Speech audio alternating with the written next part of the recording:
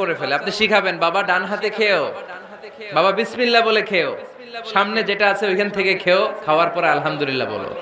শিখাই দেওয়ার দরকার আছে না নাই? এটা হচ্ছে the etiquettes of having food. কিভাবে খাবে বাচ্চাকে শিখাই দিতে হবে। আল্লাহর ভয় বাচ্চার হৃদয়ে ঢুকায় দিতে হবে।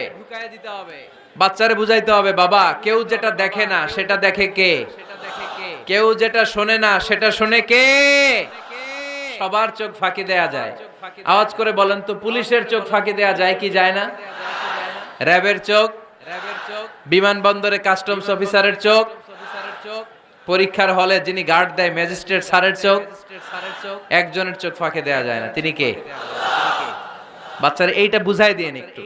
এই সফটওয়্যারটা যদি ছোটবেলায় ব্রেনে ইনস্টল করে দিতে পারেন, জীবনে আর এই ছেলে দুর্নীতিবাজ হবে না। জীবনে এই ছেলে কোনো মেয়ের ওড়না ধরে টান দিবে না।